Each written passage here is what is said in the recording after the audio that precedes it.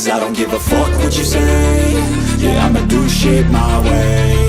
So you can go kick rocks, I'ma stack bricks up, build what I want to make. Yo, I got a lot of shit to say, so I'ma do this every day. I'll be writing things until I'm fucking buried in my grave.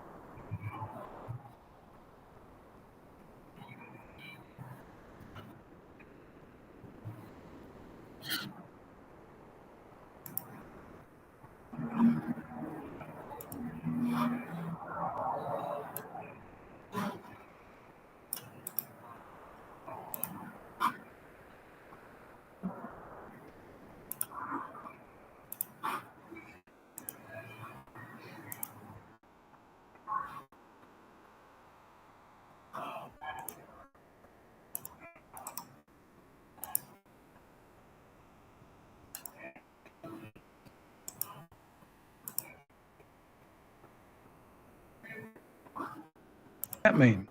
Well, that phrase, everything Jesus said, typically came from the Old Testament. Right. The glory of the Father. You go back to the Old Testament, you'll find 5 or 6 references to the glory of God, and it had to deal with judgment and him spanking his own people to show them, I am the Lord. Right. Therefore, you will know. You're going to go into captivity for 7 years. You're going to go into captivity for 400 years. So that you will know I am God. Right. So what happened 70 AD? Jesus said, he told them, now I'm bringing punishment so that you will know I am God. So why do people rebel against that? They don't want to know he's God. Yeah. They want their own version of God, you know. So keeping us impotent for so long, sitting on the sidelines, circle the wagons, just circle. Let's just pray Jesus is coming back. Let it get worse. There was a prophet, end times guy up in Dallas back in the 80s and 90s, Irvin Baxter. I heard him one day on the radio and he said, the worse it gets, the closer Jesus is to coming back. Right. You got it a lot. Bring it on. And I thought, you're an idiot, my brother. You're an idiot. So we have given away all of our rights that we inherited. We gave away prayer in schools. We gave away the abortion fight. We gave away the gay rights. We gave it all away. See, it's getting worse. Jesus must be coming back. Right. Gather the wagons. The mothership is coming. Maybe the drones are angels and they're coming to see what kind of shape we're in. It's just, how about we just learn some hermeneutic principles, audience relevance? Let's start there. Yeah. No, and I mean, heck, I see it, every day. I mean, where is the church in the modern political sphere? And I've told the story on the show many times, but at one point during, I think it was the 2020 election, my dad, Episcopalian church in Houston, and he was talking to the priest and going, look, we got all these new judges. They're letting people out of prison. We got all these illegal immigrants. He's like, why don't you try to do something like everybody loves hearing the letters from to Corinthians from 1,000 years. That's fascinating. We love it. We love hearing that stuff. But like, there's stuff happening now that we need insight in. There's sin tearing us down right now that needs to be counteracted and confronted. And the priest in this big church in Houston literally said to him, like, that's not our spot. We have no ability to affect, what am I supposed to do? And it's like, you lead a giant congregation of wealthy people in Houston. Like, you could actually really help to set things right and help to bring about the peace and the justice that Christianity represents. But instead, they just abandon the physical world, the modern world, to this idea of like, there's nothing we can do, and heck, the worse it gets, the closer to Jesus we are. So why would we even want to stop that progression to? Don't get in the way of God. Yeah. So again, this isn't just theological pontificating. This is like real world consequences where the churches have been lulled into this belief that they can't do anything, shouldn't do anything, and that doing something would be counteractive because the worse things get, the closer to Jesus we are. I mean, that's an incredibly damaging mindset for our modern American chururs. We've lost so much territory that God gave us to inherit. Right. Peace. Just start with peace on the earth. It's been sad.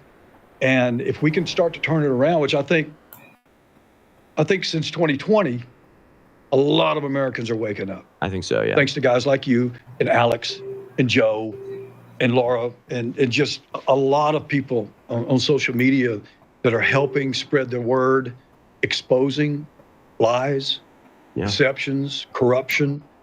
I think we're waking up.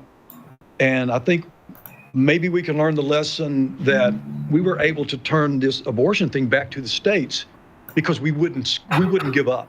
Right. We kept pushing our Congress people. No, this is not right. Mm-hmm. We got a guy in the office that kind of saw the logic behind it, even though he's kind of a Zionist supporter. Mm-hmm. Maybe he'll read the book. But and I'm saying, once you read the book, don't grab a pitchfork and a torch. That's not where we start. We do it by dismantling politically what this is and getting people to realize, you know what? They're supposed to inherit this land. But DJ showed me in the book all those verses where God says, I gave it to you. Right. And you are dwelling in it. And your enemies are at your feet. And you're living what I gave you. Mission accomplished. He already gave it. Well, but I'm supposed to get it too. No, you're not. He wasn't talking to you. Right. Audience relevance. He did what he said he would do. So the same verses that they're calling back to, if you keep reading, you'll see he gave it to them. Right. He wasn't slow in his promise to deliver. He did exactly what he said he was going to do. And so did Jesus. Jesus did exactly what he said. I'm going to get rid of Jew and Gentile. Paul said it 3 times in his letters. 3 different groups of Christians. He got rid of them. Why do we still have them? Why is there still a division between us? Paul says Christ did away with that dividing wall of hostility. What was it? Jew against Gentile. Right. He got rid of it. And I think we were talking before we went live. It just makes so much sense to me. The more I learn about history, the more sort of convinced in Christianity I am. Because it makes perfect sense that in this time period where you have empires rising and falling and you have chaos and murder and just genocide taking place where people would just go wipe each other out and the Achaemenid Empire would come in and just stomp you into the dirt. It makes sense that you would, God entrusted his revelation to this specific tribe of people. And he said, look, you're going to have to be tough. You're going to have to be hard. You're going to have to be exclusive. They never would have survived if he gave them the go love everybody blessing. They would have the Achaemenid Empire would have said, oh, you love us? Great. On the floor, sir. So in this time period of barbarism and chaos and violence, they had to be tough. They had to be hard. I always picture it like an egg, right? It's like you had to be this tough shell because you had to protect the revelation that you'd been given to a time period until Jesus came. That's the egg cracking. The bird comes out, the world is reset. There's a reason why we now call it the Common Era. And it happened to arrive right at Jesus' birth, the Common Era. Everything had to be put into place. The Greeks had to come in and, Hellenize the entire area. And then the Romans had to have this giant slave population that would serve as the kindling for the fire to take root and all these. So everything historically had to be put into place. The Jews had a very specific, hardcore, set of strictures that they had to follow. But then as soon as Jesus came, those became unnecessary and indeed counterproductive for what, God's God's desire was. And to me, that just makes perfect sense. It all fits. Like, that's the way God operates. He was putting things into place. Jews had a set of rules, but as soon as Jesus came, he'll be the first to tell you. He came and said, here's your old rule, here's the new one. Yeah, that old rule is passé, it's out. My friend had my friend's a stand-up, and he's like, of course they killed Jesus. What do you think the government would do if I went into the DMV and said, nobody needs driver's licenses, right? He just showed up and said, actually, I'm changing all of the laws. Yeah. Of course that made him mad, and they didn't want him doing that. Yeah. Sorry for the rambling, but it just makes so much sense to me, the historical context of all of this and how we got to where we are today. Yeah. Yeah, it's hopefully we can start to turn it. More and more people are saying, I get it. The challenge is, how do we stop it without our political leaders going, okay, I see it. Sorry, guys. Yeah, Right. What's up, JC? we can still remain Had a friends great New Year's. How about you? with Israel, but not for those reasons. You know, Right. the context is everything. Why are we helping them? Well, because this promise in the Bible. Well, once you realize it's not, what are you going to do? Right. You know, I used to think we had to protect Israel because that whole area hated them. Everybody hated them because they're the real people of God. Now I see maybe the whole area hated them because of who they really were and what they were doing to all the other nations, using us as their bodyguard. Right. I was like, wow, we've been duped. Right. Big time. Right. Of course. Yeah. And of course, the people hate us because they see us, America and before us, the British Empire, as the vessels by which their houses are taken or, livestock slaughtered or family killed. So, why are we taking the blame for all of this when it doesn't even benefit us in the first place? It's all based on this, I think, misinterpretation. I think deliberate misinterpretation by people like the Rothschilds, who I seriously doubt have any belief in any of this anyway, but see it as an extremely useful tool for keeping their people separate and in line, and the other people separate and in line. It's all about control at the end of the day, and it's spiritual malfeasance and manipulation at its most effective, I guess you could say. Again, my guess is T.J. Smith. The globalist, BlackRock, New World Order criminals Switch it over to another want to channel. make you poor and they want to make you sick. It's in their own admissions. Well, in any real revolution against tyranny, it is critical that we be independent and that we have the power of free speech. I'm bringing you the ultimate win-win or 360 win or non-zero sum game. Ladies and gentlemen, introducing the AlexJonesStore.com affiliate program. It's so easy, even I know how to do it, and I'm not a big tech person.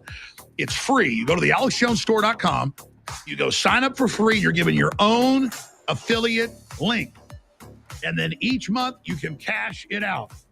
10% of every sale of game-changing supplements and amazing Patriot apparel and other great products that people love will go to you each month.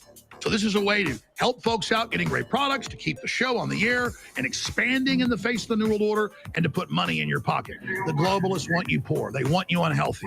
They want us isolated. They don't want all this Patriot apparel out there so we realize how strong we are and so we don't meet like-minded people. This thing is so exciting. I was sitting here before I started taping this announcement, and I was thinking, how do I hype this enough? If people get excited about this, if folks take action with this information, it's incredible. And the folks we're doing it with, our great sponsor, thealexjonesstore.com, they've done this with other talk shows, and it's been extremely successful. And this is a chance for you to join the info war. So many people say, hey, we want to help you. We want to get involved. What can we do? This is how you do it. It's decentralized. It's all up to you and how much action you take sharing the links. We've got the great products and the great customer service and everything else. We've got the broadcast. It is a win-win. All you got to do is go to the AlexJonesStore.com, sign up for free, get your link, and start posting it and promoting it, and it'll change the world. Thank you so much for your support. Now go to the AlexJonesStore.com and sign up right now.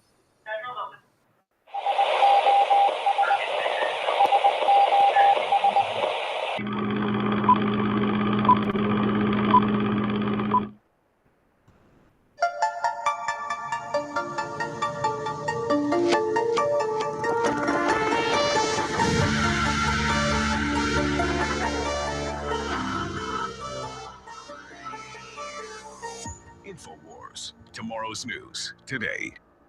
It's Thursday, January 2nd, 2025. I am your host, Alex Jones, and we are about to break down the latest intel on what's really happening with the 2 terror attacks we saw yesterday. But just a few hours ago, that they were still out there looking for accomplices to what has been happening, because we have these very strange coincidences where we've got 2 military guys who launched attacks on the same day, a lot of parallels, but now they're saying there are no accomplices out there and that the New Orleans attacker acted alone. Here's what we're seeing over from the cables on the Chyrons. This is just breaking, telling us, as you can see, that he was 100% inspired by ISIS, but as we'll watch here, they're going to tell us that he's acting alone. It's the latest thing that they've just come out with, because there was just a press briefing that was completed as we were sitting down to start the show. So the news is very dynamic today. We're going to see what the most recent press briefing was and go through that, because it just wrapped up a few minutes ago. We'll go back through that. We're going to keep our eye on the cables. You see now CNN's reporting that the suspect acted alone, and the New Orleans attacker, they're still saying, was terrorism, and they're trying to piece together what ultimately happened. And we know that he had an ISIS flag, and so he was ISIS inspired, but he was not working with ISIS, allegedly. So got a bunch of stuff queued up. We're glad that you're here. We're going to be parsing through a bunch of this. There may even be more press briefings that are happening, because today we have also got some questions about what happened in Las Vegas. Okay, a lot of this, what we just heard about, was from New Orleans, but what's happening in Las Vegas. Now, also, there were other interesting things happening. For example, in Houston, we saw this one over on X, where they're reporting that FBI Houston, they said at 7:50 a.m., that was this morning, telling us FBI Houston and the Harris County Sheriff's Office concluded a court-authorized search, and they cleared the area around Crescent Peak Drive. And at this time, no threats to anybody in that area, thinking that they were going to raid the guy who did New Orleans. So FBI is out and about. There was also another FBI post from Denver saying that FBI Denver, the Denver Field ATF, and others are conducting law enforcement activity at a residential address in Colorado. FBI Denver personnel and specialized teams will be on site. It's related to the explosion in Las Vegas on Wednesday. So they went over to Colorado now to deal with that bomber from Las Vegas, who may or may not be a Green Beret, or was a Green Beret. Due to the ongoing nature of the investigation, no further information will be provided. Now, what's happening out there is it feels like we're getting yanked around, or the story's changing. And of course, you always expect the story to change as more information is revealed. But even Fox News was a little credulous about this. You can see this is what they were reporting, as the FBI and the DOJ and all the people are telling us that he acted alone. They're saying, oh no, this is strange, because just like a few hours ago, they were saying the complete different. Here is this excerpt. See if these 2 incidents are in any way related, simply because of the shared similarities they have. Both men served in the military. They're veterans. Both men used the rental car app Toro to rent electric trucks to carry out these attacks, or these explosions that we saw. But we did just learn short time ago, our colleague David Spun over the Justice Department confirmed that the FBI no longer believes that the suspect here in New Orleans acted with the help of others, that he did this on his own. And that is significant, because that has been a top priority for investigators who have been trying to figure out if there was any kind of ongoing threat to public safety. Now, we'll hopefully hear more about why they now believe that suspect, 42-year-old Shamsuddin Jabbar, acted alone, because last night and earlier this morning, both the FBI and the state's attorney general said they had a high level of confidence that others were in fact involved. And the AG said that some of those involved had used an Airbnb here in New Orleans, about a mile from the scene, to make explosive devices. Now, while what? No, he had an Airbnb. We have the address. It's a mile away. They were making bombs there. We have a high level of confidence that there were other people involved. Then we wake up this morning and they're like, ixnay. No, it's all good. We got it. We wait for those details at this upcoming press conference. We are also learning more about the suspect, who is a U.S. citizen born in Texas. He served 13 years in the U.S. Army and Army Reserves, and he worked for a time at the accounting firm Deloitte. He doesn't have anything of note in his criminal background, no apparent history of violence, but hours before the attack, he posted videos on social media about his support for ISIS and how he wanted to kill people. A man who is married to Jabbar's ex-wife also told the New York Times he had been acting erratically in recent months, so much so that the couple stopped him from spending time with his two daughters. This morning, police are expected to reopen parts of the French Quarter. You can see an aerial shot here of Bourbon Street that is still cleared out. Our Fox Flight team has exclusive access to the skies over the scene. One other update we got this past hour, the number of people being treated for injuries from yesterday's attack is now at 37. That's in addition to the 15 people who lost their lives. Julie? And I think that number might be back down to 14 now. So the news is very, very dynamic. I had a bunch of stuff queued up from yesterday's press briefings, but then we just got this press briefing. And so this just happened. Let's parse through this together and see what they have for us as this wrapped up minutes ago.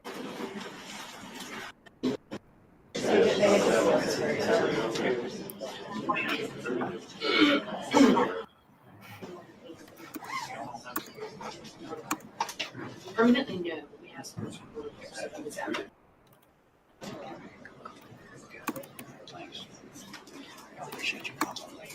who see the flags of all state buildings at half-mast in honor of those lives that were lost in this horrific act of violence. I also think that it's important to remember that what happened yesterday was akin to those who are old enough to remember jigsaw puzzles, and that you would take 1,000-piece jigsaw puzzle and you empty the box and you've got to start sifting through those pieces.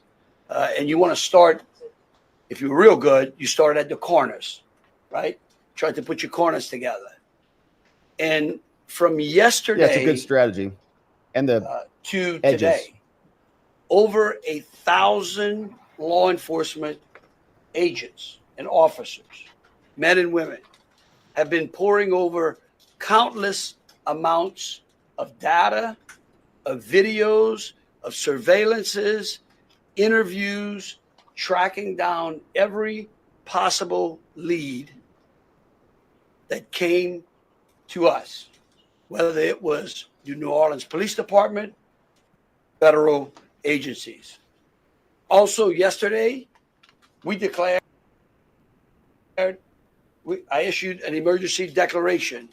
That declaration was meant to streamline resources and communications between state, local, and federal partners.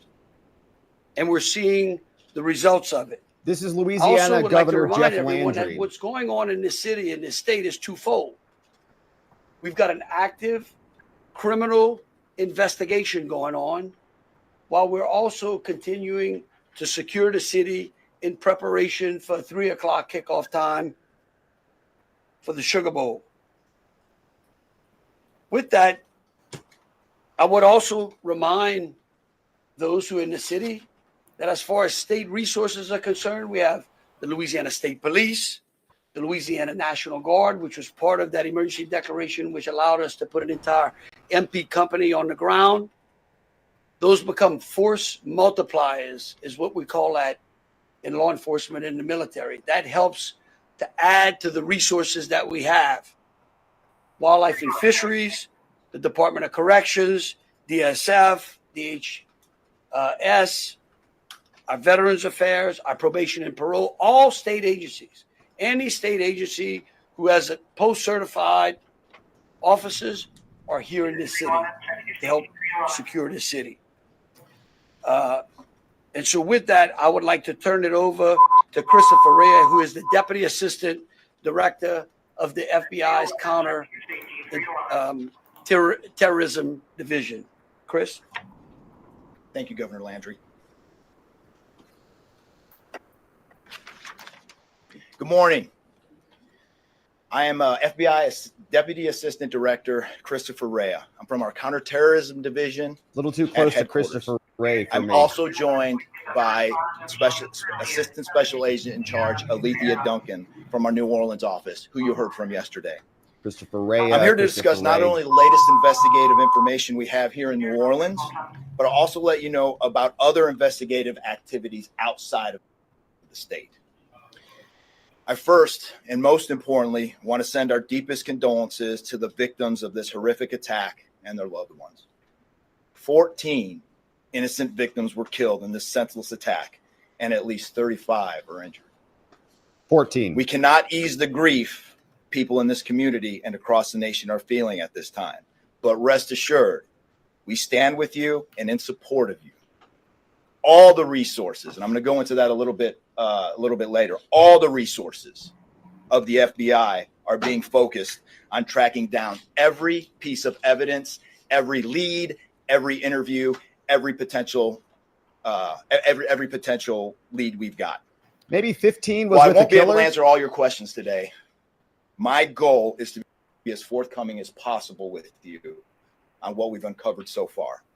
First and foremost, let me be very clear about this point. This was an act of terrorism. It was premeditated and an evil act. Okay. This was obviously a critical incident, and with that, lots of information and tips come pouring in from law enforcement, first responders, and the public. We have been aggressively running down these tips and information. As you all know, that takes time, and we will continue to do so until every lead has been followed through on. This investigation is only a little more than 24 hours old. So I ask you to keep in mind that as I go through some of the specifics later. But at this point, currently, and this is another fact I want to be clear on, we do not assess at this point that anyone else involved in this attack except for Shamsuddin Jabbar. the Lone subject you've already been actor? briefed on. Just like Matthew Crooks. Crazy. A little bit about what the FBI is doing. Weird. So we are surging people and assets to the area from across the region and across the nation. Special agents in multiple field offices across the country have been deployed and are assisting with potential aspects of this investigation and following up on every lead. Additional teams of special agents, professional staff, and victim specialists continue to arrive to provide more investigative power and assistance to the victims and their families. We've also forward deployed a number of our critical incident response group assets, including members of our hostage rescue team, special agent bomb technicians, and crisis management coordinators. In addition, we have deployed more evidence response technicians to continue to process the various scenes that we have. So far, we have received just over 400 tips from the public, and that information is being followed up on both here in New Orleans and across the country. Some of the tips are here in New Orleans, and there are other tips in other states across the country that we are following up on. The FBI team and our law enforcement partners here are also reviewing hundreds of hours of surveillance and other video from both the French Quarter and other locations. As for a timeline, at this point, investigators believe Jabbar picked up the rented F-150 in Houston, Texas on December 30th. He then drove from Houston to New Orleans on the evening of the 31st, and he posted several videos to an online platform proclaiming his support for ISIS. There were 5 videos posted on Jabbar's Facebook account, which are time-stamped beginning at 1:29 a.m. and the last at 3:02 a.m. In the first video, Jabbar explains he originally planned to harm his family and friends, but was concerned the news headlines would not focus on the, quote, war between the believers and the disbelievers, end quote. Additionally, he stated he had joined ISIS before this summer. He also provided a will and testament.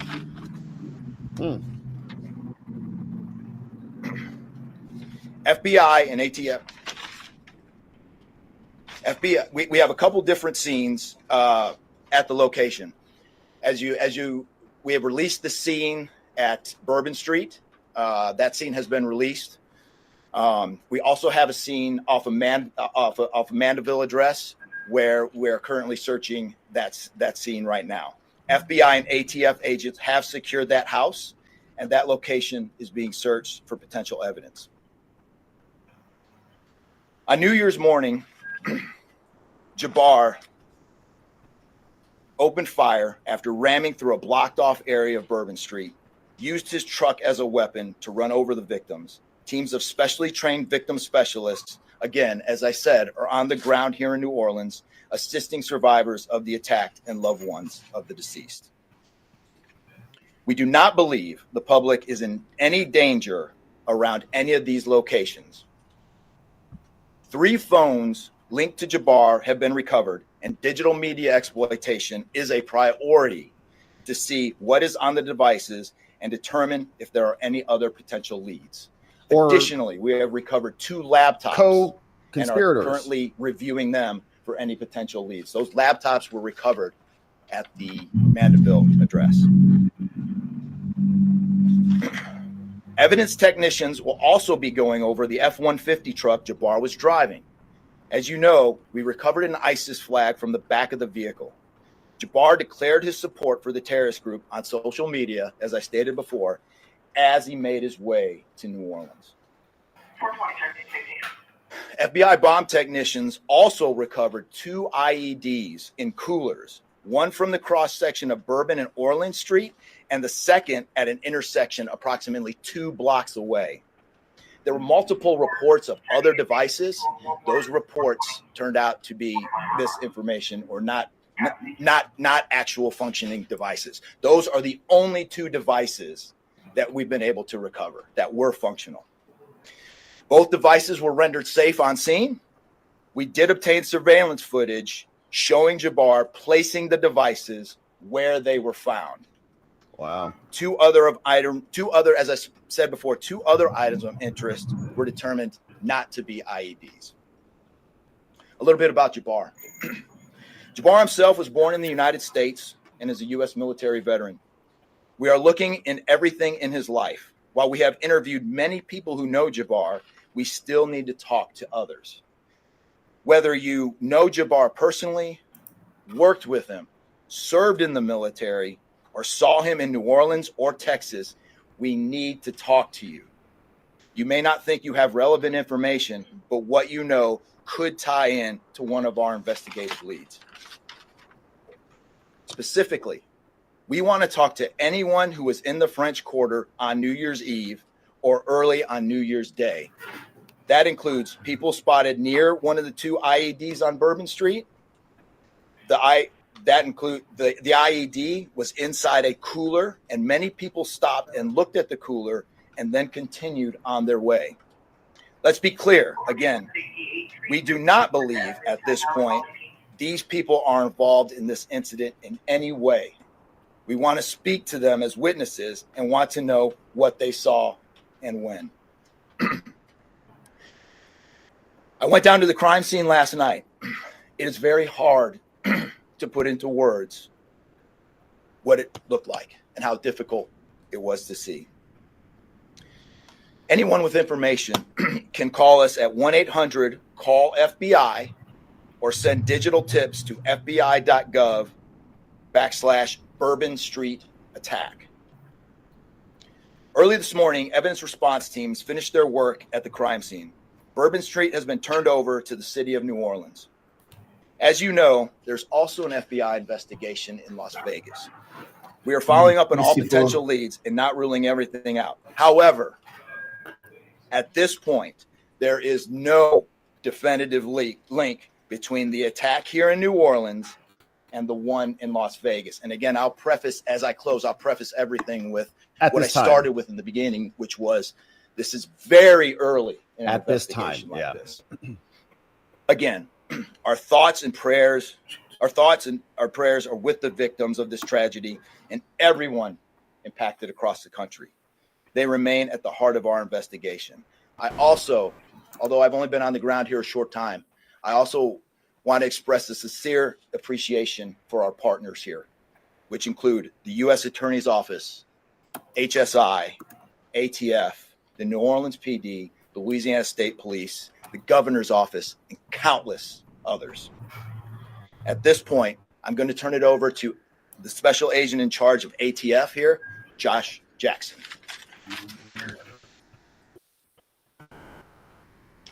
Hey, good afternoon. As stated, my name is Joshua Jackson. I am the special agent in charge for the ATF New Orleans Field Division. And ATF's primary mission is preventing, reducing, and solving violent crime throughout the United States and abroad. Solving part is the focus of this investigation. ATF resources that have been brought to bear to the city and to focus with our federal, state, and local partners have been our national response team. We spoke about the scene that's still being processed now. The national response team of ATF is a team of certified fire investigators, certified explosive specialists, fire engineers, electrical engineers. These folks will give us additional investigative leads to help the investigative team identify what happened at the location in Mandeville and identify how that fire started and move the investigation forward from there. Additional resources that ATF has brought to bear into the city. There's our ATF special response team. This is a tactical team capable of handling any sort of enforcement operation. This team is deployed, on set, and ready for the Sugar Bowl today. This team is also made available to the Louisiana State Police and also New Orleans Police Department to assist with any efforts that they may have during this period. Additional resources, as the governor alluded to, he executed executive powers and had an emergency declared to where ATF was able to tap in to Emergency Support Function 13 resources. This allowed us to bring additional explosive detection canines so that we can safely sweep the city and safely sweep the Super Bowl in preparation for the game today. These resources will still be in the city as we lead up to the Super Bowl and through Mardi Gras. These type of ATF resources will be here. The last resources ATF has brought to bear, and probably the most important one, is our victim witness coordinators. These folks come in and they provide resources to the victims and the family members that have suffered greatly during this tragedy. The entire city hurts, but the victims and the family members are in need of resources and care long after this investigation wraps up. This time next year to be hard for the families and friends who suffered during this event. So our victim witness coordinators are working with the FBI, the city of New Orleans coordinators to provide resources to these folks out here. And as we move forward, ATF will be committed. We will work with the investigative team moving this investigation forward, but also we'll be here to make sure the city is safe and prepared as we move into the Super Bowl. With that, I'm going to turn it over to our mayor of this great city, New Orleans. Madam Mayor. Thank you so much. Well, good morning. Not much out of that guy. Just and I hopes just and want dreams. to just echo my thank yous to the unified command of our law enforcement partners and at every single level, federal, state, and governor. Governor, thank you. Super Bowl's in Louisiana, in New Orleans this year, February 9th, for those who I didn't also know, want to like thank me. the residents and the visitors of the city of New Orleans for your patience, for your support, and most of all, your prayers. Our hearts and prayers continue to go out to the victims' families. And the city of New Orleans, we're resilient. And as I stated on yesterday, my focus in terms of a priority has been on our victims. As you heard, that yes, the FBI was able to clear Bourbon Street. And what that meant also for me in this city was that we were able to remove our victims, identify them, and notify their families. Real reverence. They mattered, the families matter, and matter to the city of New Orleans. In addition to that, I want to just thank again our federal partners in Washington, listening to my plea personally for the additional resources to allow Oh, yeah. for Give us more the money. scene to be cleared. And again, attending to our victims. Give us more I money. walked by each one and I did the sign of cross in my own way because Your own reverence way. again is important. Cross in her So own while way. we have been able to have Bourbon Street return back to the city of New Orleans, and the due diligence has been done, that then allowed me to give the go-ahead to begin the cleaning of Bourbon Street. That started happening in the morning about 2 a.m. It was completed before 8 a.m. this morning. But that has really set the tone, I would say, and with the confidence that I have in the law enforcement partners, all of the resources that have been activated, how we have made sure that safety continues to be our top priority, how our assets have been deployed strategically, again, for the safety and the protection of our visitors and our residents in the city. And because of that, the confidence is there to reopen Bourbon Street to the public prior to game time today. Imagine all those. The first order will be to allow for vendors to come in and service the businesses. That's important in order for us to stand up activation. The businesses that lost tons and of so money. with that, Did you shut it down? I want to reassure the public that the city of New Orleans is not only ready for game day today, but we're ready to continue to host large-scale events in our city because we are built to host at every single turn. I want to, again, thank all of those who responded to the FBI's call for information and tips. As you heard, that has been useful. Continue to do that. The investigation is still active and absolutely under the FBI's leadership. We will continue to operate and cooperate as we always have. So I want to also thank all of our partners for the added resources for victim and crisis management. We know that that's, again, important. Working with our partner, the Greater New Orleans Foundation, we have set up a fund for our victims' families for not only today, but into the future. As you heard, this is going to be a long process for our people.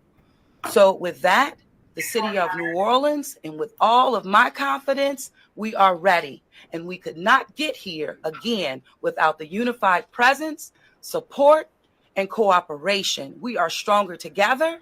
And I want to say again, thank you so much. Thank you, Governor.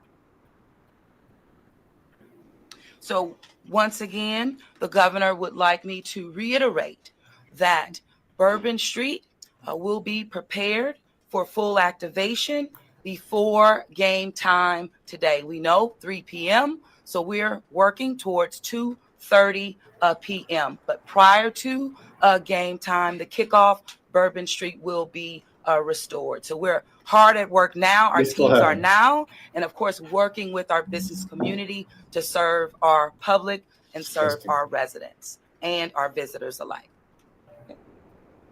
In closing, Governor's back, and then I think we'll get questions. Rest people assured. Right now in the city of New Orleans, there is an unprecedented amount of law enforcement resources that are being utilized to close out and to hunt down and to finalize this investigation. I want to thank the FBI and all of our federal partners for the amount of resources they have poured into the city. This type of event can happen in any city. And that's the tragedy of it. And I think it's important for people to understand that to protect don't get mad at our us or citizens something? in America from evil, you have to crush it. You can't go out there and placate it. You can't go out there and say, oh, I'm going to put this in place and that in place and hope that evil doesn't show up on your doorstep, because it will. You have to crush it. And that's what we're going to do here. We're going to put it all behind us. We're going to continue to keep the victims, those that are in the hospital, either fighting for their lives or trying to recover, in our thoughts and in our prayers. But you know, this morning, and I don't want to single out just one news source, but I just happened to turn on Fox and Friends, and there was a young man who was interviewed, who was actually on Bourbon Street during this horrific act of terrorism. And they closed out by asking him, what now? And I think he summed it up. He said, look, we can't live in fear because fear will paralyze us.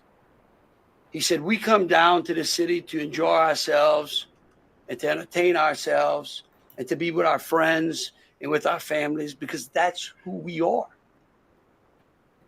Louisiana invented hospitality.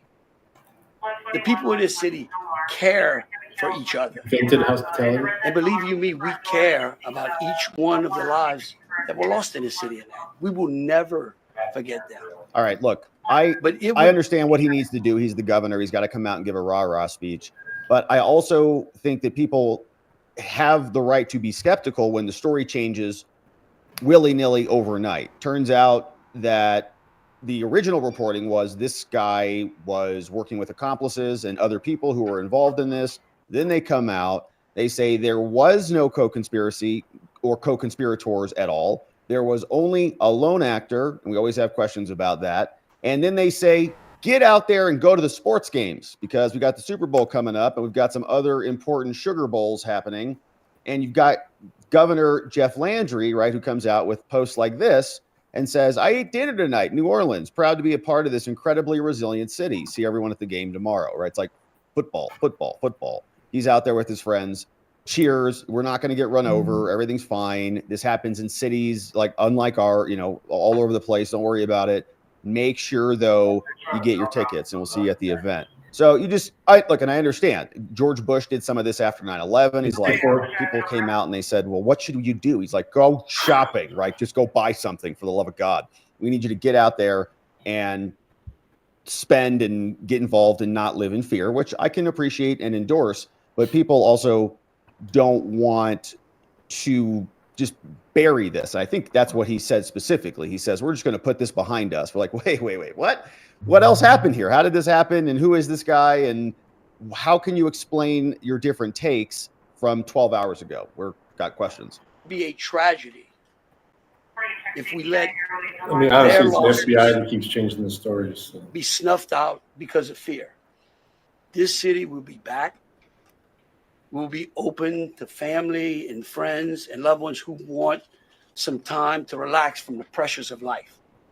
And so today, we're going to have us a Sugar Bowl. We're going to enjoy ourselves. We're going to keep those, who have lost loved ones in mind. About going to Sugar and we're Bowls. going to get on to the business of this city and this great country. With that, I'll take any questions. Governor, this is for you and the assistant director. The message has really changed since yesterday. Yeah. Yesterday, the FBI said that people should be vigilant, that he did not act alone, that he likely had help. And now you're coming out the very next day and saying he was a lone wolf, everything is safe, the game moves on. Go have a beer. Everybody have a good time. How can you be so sure just 12 hours later? We're going to bring him up. All right, but here's what I want to remind everyone. Like I was a deputy sheriff, right? I worked in a jail. I worked on the street. I worked on the interstate. Okay. I'm a pig from way back. I served warrants. I can tell you. Look, in today's world, I get it. Information, we get information like that. Everybody lives in a 15-second TikTok video. We think that life operates like it does. We do 2-hour streams here, buddy. And it just doesn't. Information changes. In fact, that's why we ask the media for patience.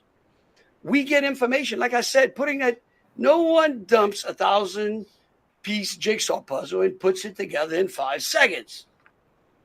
Okay? And what I would tell you is that I appreciate the fact that what we did was we're under-promising and over-delivering today. And I think that's important. And I want to remind something. Look, because over the last decade, that's a law book, I enforcement think, has taken it on the chin unfairly. And there are great men and women serving in the FBI, in ATF, in Louisiana State Police, in New Orleans PD. Our sheriffs have been unbelievable in this. And I I tell used to you, think it was they just the want FBI to higher ups, but protect it's you all all. of them. Okay. It's all of them. And we have to trust them.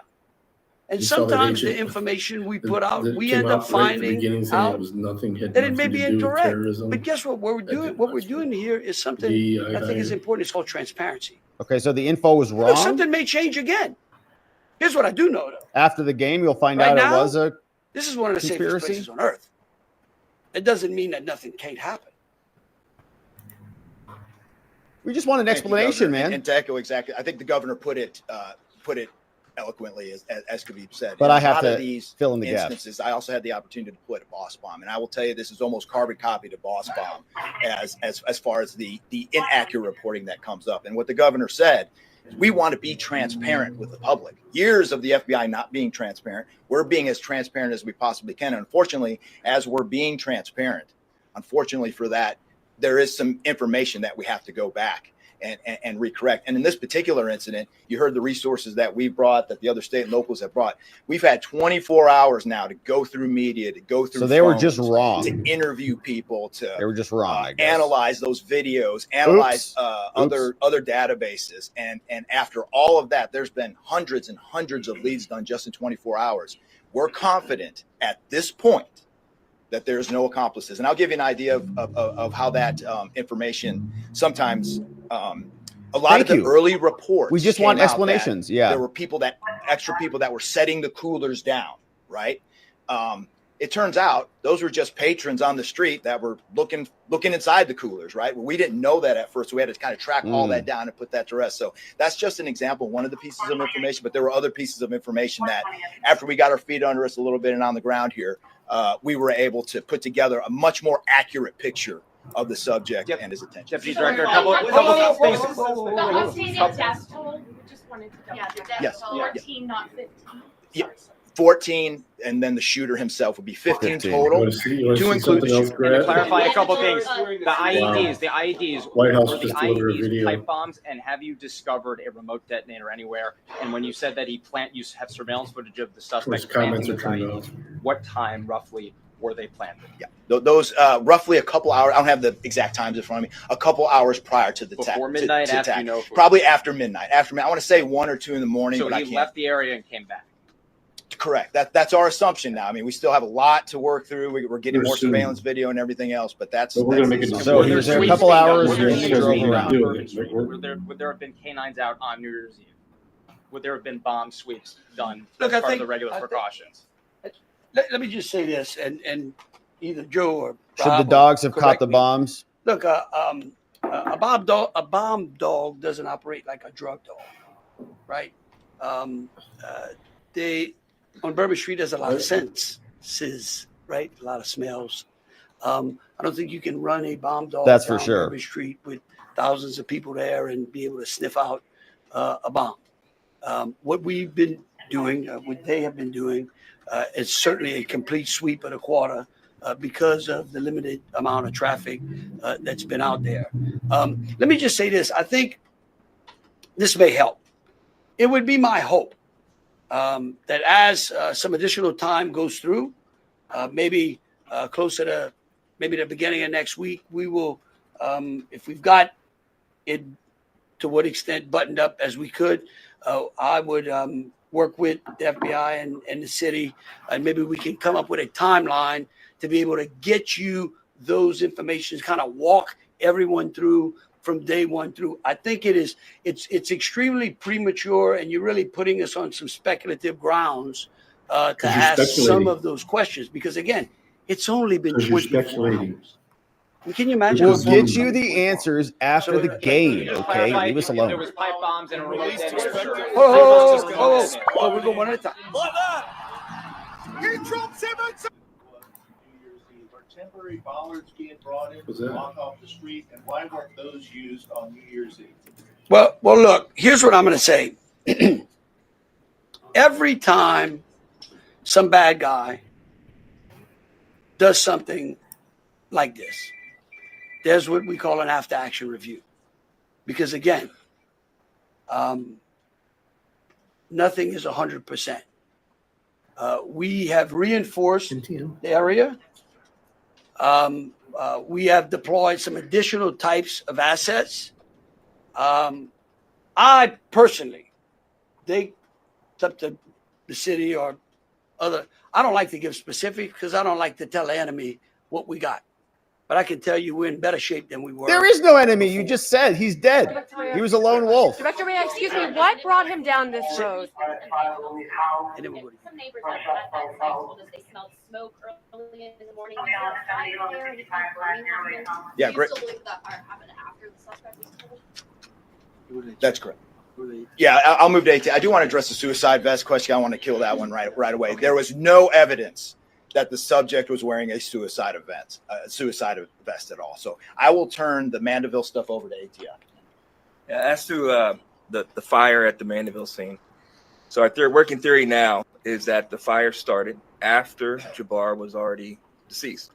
There's a lot of different ways that can happen. You could have different time devices. You could have a long cord that extended that time. You could also have pressure cookers that were put on top of the stove filled with gasoline, and then it went off. There's a lot of different ways to do it, but that is why our ATF National Response Team is here to answer those questions and get that investigative lead back to our team.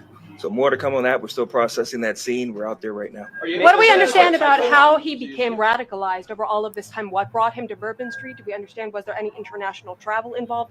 What led him down this path to this sort of radicalization? Sure, a lot of questions we're still asking ourselves.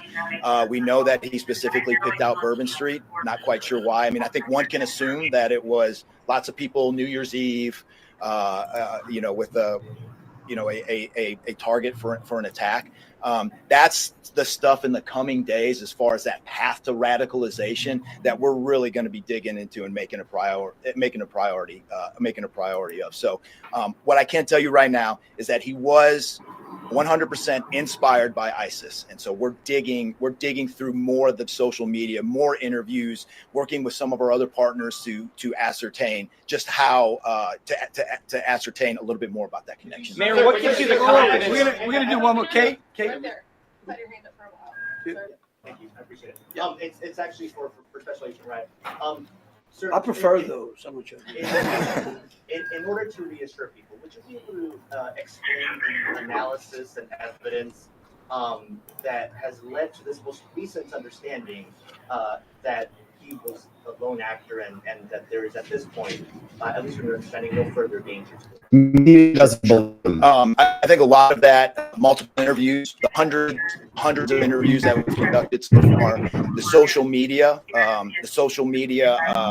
review that we've done of his accounts, by my count now, the 5 devices we have, the 3 cell phones and the 2 laptops, been able to initially triage or go through that, and there is just nothing to indicate through call records, through anything on those devices, through interviews, through anything in our systems, that he was aided in this attack by anybody. And again, I have to caveat, like the governor said, this is 24 hours into it. And that could change, but right now we've got a much better picture and much more confidence on what we were dealing with than we were. So he wasn't working or talking to anybody? Thank you so very much. Again, Mayor, what gives you the confidence again, to say we are to people going that to they try can to your get city y'all for as big much events? information as possible. So any additional information will be put out through press releases. Thank you so very much. Mayor. Are we making Bourbon Street a pedestrian only, or are we going to be allowing cars to drive on there? Hot mic.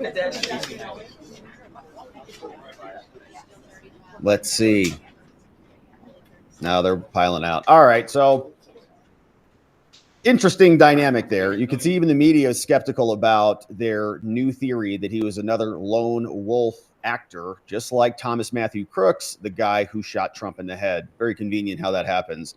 And I wonder if they'll torch this dude's body within the next 12 days, 10 days, and so nobody can inquire further. But interesting thing, 2 IEDs that maybe he just Google built himself.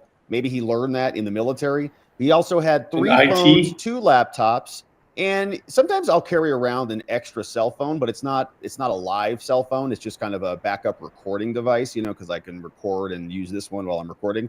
But does he do that, or are those active? Does he have 3 different numbers, like a business line, a personal line, and an ISIS line? Don't really know. But he worked alone all of a sudden. The bombs didn't work. So there's some level of incompetency there or whatever. That didn't work and something didn't happen. So that's interesting. Military veteran, somebody who is posting on Facebook just minutes before, hours before the event, some interesting questions about the timeline and who dropped off those IEDs. It looks like maybe it was him before he circled back and then did the vehicle attack. People are begging there for information All right, from we're switching anybody who over may to know Rumble more only, about the guys. guy. But interesting See you press here. conference Click on the in pin. that they just reversed themselves very aggressively. And there's a bunch of